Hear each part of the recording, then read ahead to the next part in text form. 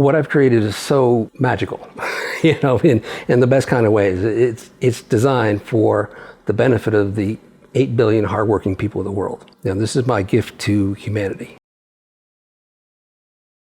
It's important for people to know that I don't own any of it. I don't profit from any of it, nor did I profit from Bitcoin. Everything I'm doing is for the people. It's not for me whatsoever. This is everything from a new monetary system to people's money to cryptocurrency to digital asset management to tokenizing the stock market. I just wanted to sit down with you and talk to you further about your why and what inspired you to start working on the technology and the blockchain specifically. So what was your catalyst? Yeah, people aren't really going to like the answer because it's not what they expect.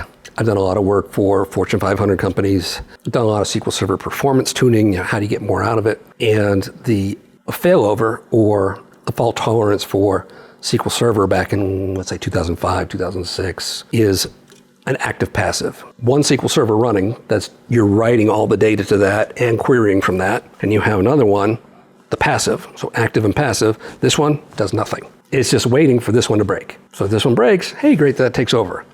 But let's say you're a big company and you spend $50,000 on one server, and then you buy another one just to sit there and do nothing. Well, that doesn't really make a lot of sense. But that's always been the model. That's how it's worked. Active passive. Yeah, I was hopeful that they were going to solve for a multi-master write, but they didn't.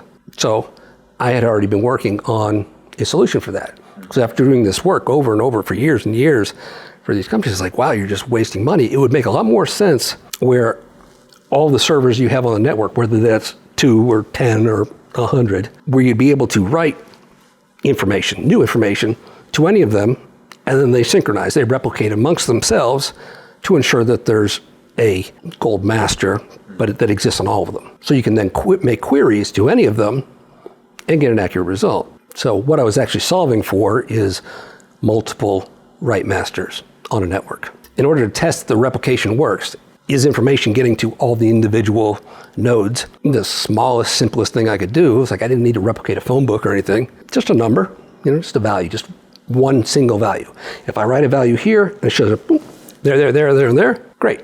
My proof of concept works. Well, he also had the financial crisis at the time. I ended up connecting with somebody online about a fountain pen, which is actually kind of ridiculous, but this is the most oddball stuff ever. But yeah, I connected with somebody about a fountain pen, and he was like, hey, you could probably use this stuff for electronic cash.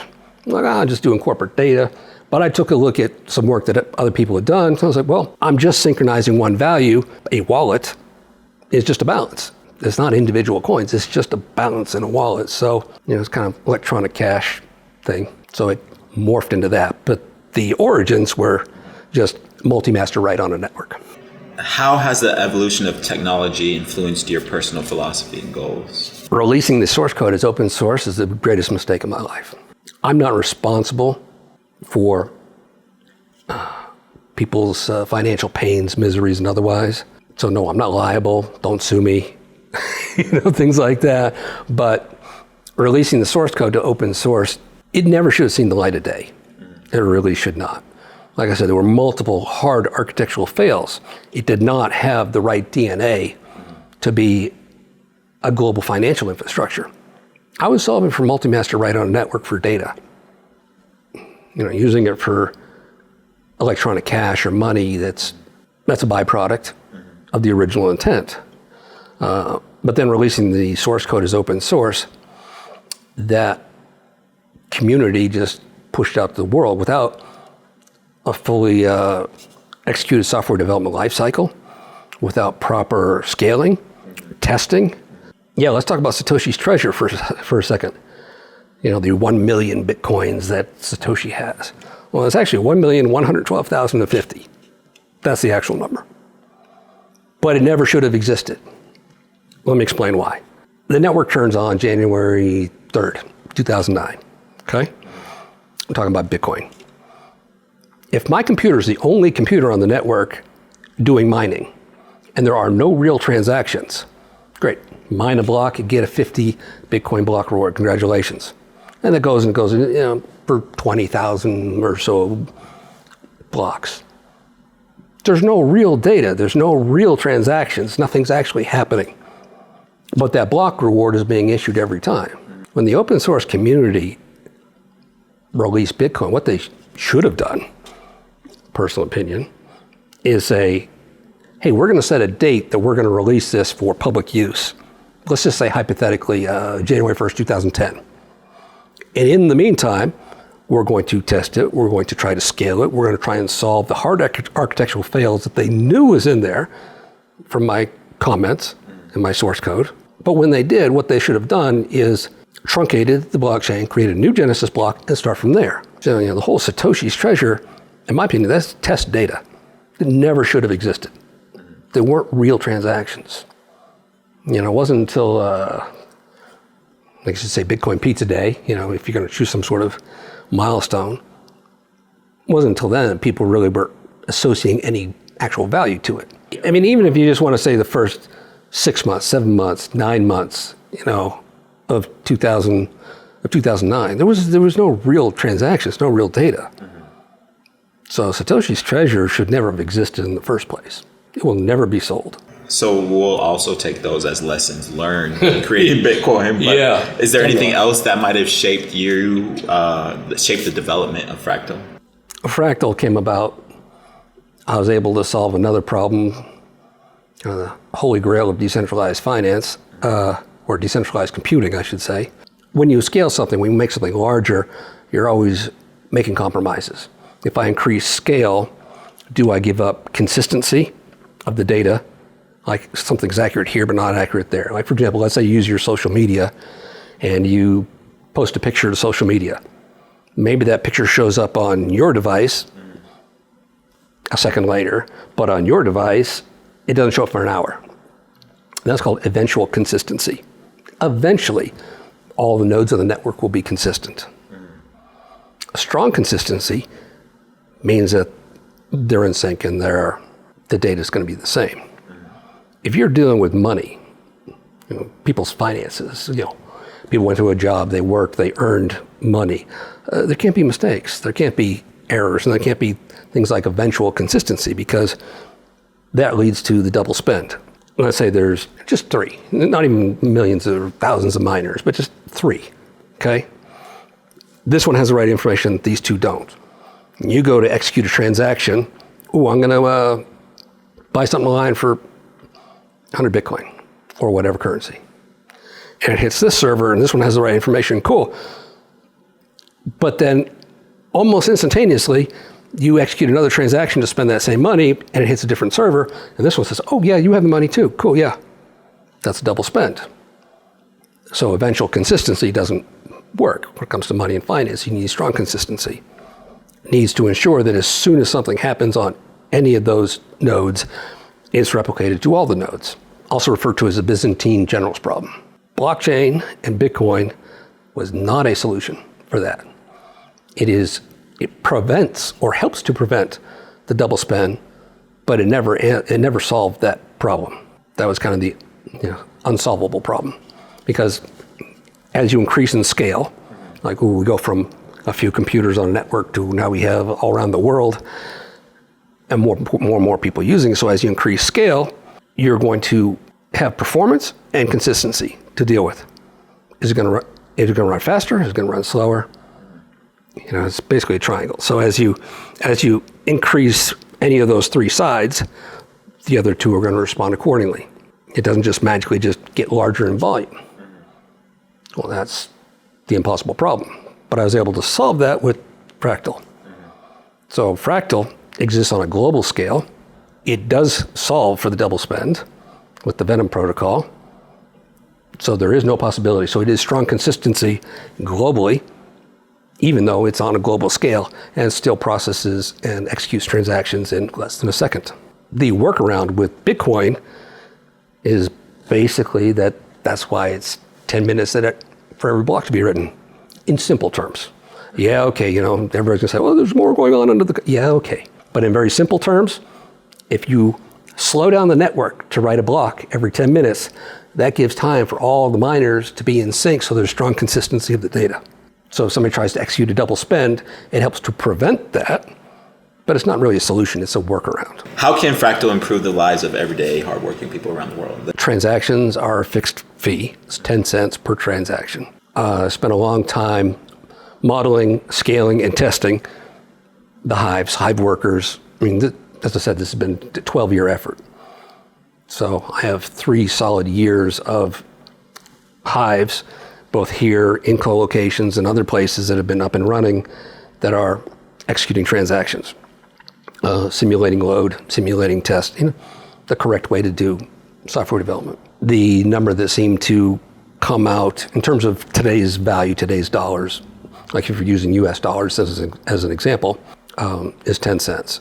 So every transaction is 10 cents, is always 10 cents. It's never more. Transactions are settled in less than a second. That means it's viable for retail use. I can go to the store, I can buy milk, eggs, groceries, pay with a currency powered by Fractal, such as vertisan, and I can be walking out the door less than a second later. So it's viable for transactions, for retail. There is no inflation. So it's a hedge against inflation. If you go to work and you earn money and it's direct deposited in your bank account, next year is worth less, and the next year is worth less. Your buying power goes down. So it's like you're filling a strainer all the time. With the decentralized infrastructure that I created, there is no inflation. Any money that is put into there as equitable value is always going to be worth that. And you could think of it like feeding your family. Like 1,000 years ago, a chicken would feed your family for dinner for the evening. 1,000 years later, chicken's still a chicken. How much we pay for it has changed. But that's not because the chicken became more valuable. It's because the instrument used to buy the chicken has less value. That's the basic idea of inflation. So there is no inflation with anything powered by Fractal. So the value that you earn today by going out and doing your job, that value is always going to exist. So when you're ready for retirement, whether you want to pass it down to the next generation, that value is always going to be there. You don't have to try to fight inflation. Viable for retail, protection against inflation, easy to use. I showed you don't need necessarily devices. You can do it without devices, you do it with devices. It's easily digestible by people, everyday people. You don't have to understand cryptocurrency or anything else to be able to use it. Fast, settles, protection against inflation, simple, easy to use. The value of what I've created, I think, speaks for itself. It's easy to understand. I can go to the store and I can buy milk and eggs. I walk out the door less than a second later, and I'm not fighting inflation, and my money holds its value. And it's totally anonymous. This restores all the lost liberties that people have been suffering from for generations. I believe that the technology will speak for itself. And so mass adoption, people will be very happy with this creation. You've spoken a lot about responsibility and power. What has stemmed, I should say, what has stemmed from the technology I created and released as open source has caused me endless pain. I mean, it hurts my soul. All of the shit coins and meme coins and the scams, and I mean, people are being taken advantage of. People are losing their money. They're being exploited. And that goes against every principle that I have. Everything I do is to give back and to help people. So the fact that all of those things happen and have happened, it kills me. It just eats me alive. That's why primarily for these last few years, I switched to living on a 42-hour day, which I've told you about before, because there just wasn't enough time in the day. I work for 32 hours straight, sometimes 34, sometimes 36, take a shower, have some food, do whatever, but then I sleep for 8 hours, and I rinse and repeat. I live on a 42-hour day, and I've been doing that for 3 years now, because there wasn't enough time in the day. And as I said, I created all of this myself. Every last line of coding, everything about it is all me. Every day that goes by, the people are being hurt. And I know that I have the answer. I know that I have the solution. So I literally work myself to death to get to where we are now, where it's ready for the world and ready to be used. Do you see Fractal as a tool for social change? And if so, how? Well, how would you define social change? Well, you spoke to me briefly before we started this whole process about how you wanted to donate a lot to organizations that... Fractal is designed and architected to prevent people from even having the opportunity or the ability to scam people or to take advantage of people. Now, this is all about personal liberties and restoring people's control over their own lives, to not be subjugated, to not be exploited, whether that be by large organizations and institutions or just by individuals and small groups, scammers or people that are trying to take advantage. Everything I've created that I've spent 12 years of my life in total secrecy, at my own expense, everything I've created is to prevent that, is to stop that. So in that regard, yes, I think it does represent a lot of social change. It helps people be more honest, have greater integrity, be more forthright with what they're doing. Personally, I will be personally working on this for probably another 6 years for my full vision to be out there. Is it functional? Yes. Does it work? Hell yeah. Has it worked for the last 2+ years? Yes. Test. You know, when you're dealing with people's money, you know, that they went to like I said, they went to a job, they worked hard, they earned their money. You can't play games with that. Everything has to be right. There can't be holes, there can't be vulnerabilities. Yeah, some people get frustrated with me. You know, we started this group chat so I can get feedback about what I've created from people so I can help to improve it. Yes, people are anxious. They want to use it. And I try to explain to them, everything has to be perfect. This is people's money. This is real stuff. This is not a game. So yes, I'm going to spend years continuing to work on it and to improve everything and to make it better. It's handled by an automated market maker. So it's an algorithm that determines the market price. And it uses federated liquidity pools.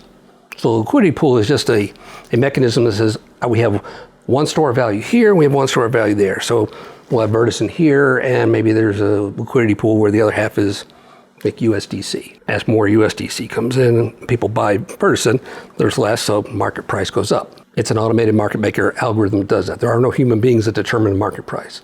The market itself does. But Fractal implements federated liquidity pools, which is also something new and unique in the industry. Existing crypto, like if you go to one centralized exchange and you look at the price of, we'll just say Bitcoin, okay? You'll get X. If you, at the same time, go to another exchange and look at the price of Bitcoin, it's gonna be different. Might not be much different, but it's different. How do you view the impact of centralized exchanges, mining companies, and meme coins on the broader crypto ecosystem? Federated liquidity pools, they're all participating as a federated unit, which means there is a single source of truth regarding the market price, which means is protection for the consumer. You don't go over here and somebody's doing arbitrage trading and taking advantage over there. No matter what liquidity pool you go to, the price is always the price. There's always a single source of truth. Well, the liquidity pools are totally anonymous and autonomous. So if somebody else out there wants to stand up a liquidity pool, great. It just becomes part of the federated liquidity pools. It's still gonna have a single source of truth. There is no cheating. There is no taking advantage of people. There is no obfuscation of the price. Market price is market price. And that's determined by supply and demand from the consumers. So it doesn't matter if you go over here to get it, over there to get it, or over there to get it. It's always going to be the same price. And yes, the market price goes up and down according to supply and demand. And every transaction is only 10 cents because it's powered by Fractal. Back to the predictable workload and Hive workers and the neural compute unit and so on and so forth. 10 cents is always 10 cents. It never changes. Like as it stands now, you go to send some cryptocurrency from one place to another. It's like, oh, hey, the fee is $5.73. Oh my gosh. You look at it again 30 seconds later. Oh, it's $3.12. What? And then another minute later, oh, it's $8. What? It's like, that's ridiculous. It doesn't make any sense. The whole concept of not knowing the price of something until after you purchase it, that doesn't make any sense. None of this was intended to ever be used by the world. There were many architectural fails that needed to be solved for before it was ever going to be ready for public use. Fractal is the solution for all of those things. I spent 12 years of my life creating it. What are some of the biggest challenges you faced during the 12 years of development? Staying alive. Yeah, there's been 4 attempts in my life, so staying alive that's a big thing. As I've already told you, I have bodyguards 24 hours a day, 7 days a week. I basically live in a gilded cage. I don't go outside. I don't go anywhere. I sit at my desk and I work and I make stuff, which is great. I mean, I love doing this, what I do, but it's not a life I would really wish on people. Move around a lot, tear everything down, set it up somewhere else. This is like secret laboratory number 9, just in the last few years. Yeah, that's definitely a great challenge. As a result of, we'll say the difficulties, I've spent 184 days in the hospital, just in the last few years alone. I still get work done in the hospital, but yeah, it's not fun. Yeah, there's been many obstacles along this way. This has not been an easy path to follow or to stay on. As I said, this is my legacy for the world. That's a full hive. Well, each one's an individual neuron. Yeah, so a hive has 7 neurons, always 7. And there are other ones that have 19. So if there's another another ring of neurons around the outside. Then, yeah, 12, 6, 1. So that'd be 19. So that's a 7 neuron hive right there, which is the 6 around the outside and the mediator. But they're all individual neurons on the neural network.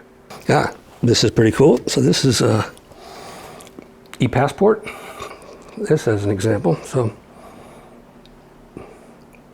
the vertisan card uses the cryptocurrency for a native payment network. Mm-hmm. And that's a built-in fingerprint scanner. You know, the idea is that everything I made needed to be easy for the average person to use, you know, day-to-day use. So the underlying technology for the new tech, Fractal, processes transactions in less than a second at global scale. It can do 34 billion at the same time. This little device, this is cool though. So let's say hypothetically, because the idea is, yeah, I want everything to be totally anonymous, but there's certain transactions that you make, purchases you make, where it requires identity. Every transaction is anonymous, yes. But with the chip and with the card, you can have ePassport on there as well. So if you want to execute a transaction that does require strong identity, like buying a car, buying a house, the network and the card can know, this needs to provide additional identity. That's what this device does, is for creating and managing ePassport stuff. But of course, I mean, the user would know ahead of time, this is something that's going to require my identification. This is not going to be an anonymous purchase. But it only does that if it is mandatory and necessary, and the user is notified. But it's still, I solve for all the scenarios, all the use cases. Now, how do you have it anonymous as much as possible, but then still be compliant with laws in whatever country somebody lives in? Here's another one, Raspberry Pi 5, another neuron. But the purpose is to demonstrate that what I created is supposed to be consumed by average people. Like, hey, you go buy a Raspberry Pi, you spend less than $200, you put it on your bookshelf, you know, and it's earning money for that person. You know, not big mining farms, not conglomerates or corporations or things like that. It's like, oh, hey, I'll get one for my son or my daughter and put it on their bookshelf and they can watch it, earn money for their college education. When somebody has a hive worker neuron on their shelf, it's not just a lottery where maybe you make zero, maybe you make something. It's always going to be a predictable workload. The network allocates licenses as they are needed. So there aren't more hive workers on the network than what's needed, which also means from that predictable workload, everybody who has a license is going to be earning money. The license is a NFT. The hive worker won't function without the license. So you can see this one here. See a little card reader plugged in? Right. You take out the card, it's not going to work. So that ensures that there's the right number of neurons on the network to do the work, to do the transaction processing. Like I said, routed traffic, predictable workload. If you have a license, it's kind of like a liquor license. Yeah. You know, they have for bars, where this is an NFT digital asset. So if you decided, hey, I don't want to do this anymore, you could sell the license, the hive worker license. Just like a liquor license, same kind of thing. And this will have value because there's only a limited number on the network. And it's guaranteed to make money. So yeah, there's a concept that I call decentralization entropy, which basically, if I back up a couple steps, so Bitcoin, as you see it now, really has been captured. I mean, there's huge mining conglomerates, big companies. I mean, they're traded on the stock exchange. It's not what you call decentralized. It's more centralized.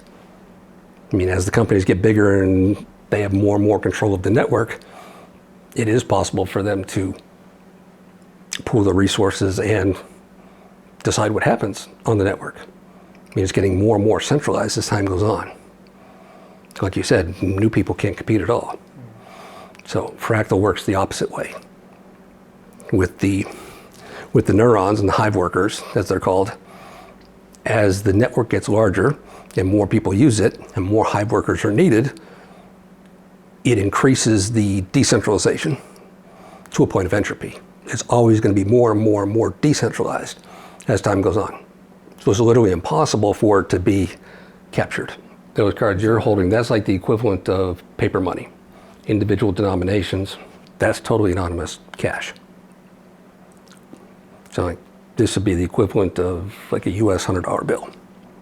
You know, paper money. Yes, this is plastic, so people think, oh, it's a credit card. It's not. It's just like paper cash, fixed denomination, totally anonymous. There's an NFT digital asset that resides in the Liberty Treasury. Kind of like back when the US was on the gold standard. You had, for example, a $100 note, and it would say on it, pay to the bearer on demand, and that was backed by gold. So technically you could take that to the bank and give them the $100 note, and they would be obligated to give you $100 worth of gold.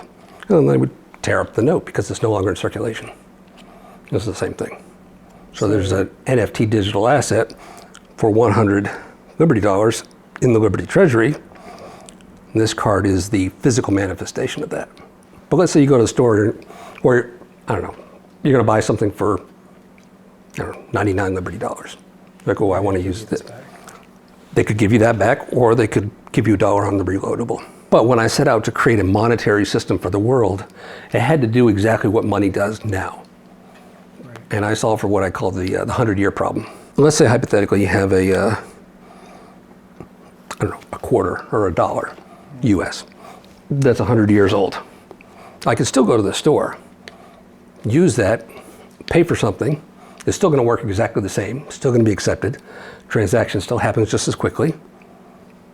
Nothing's any different 100 years from now than it was then, except for the price of the goods that you're purchasing.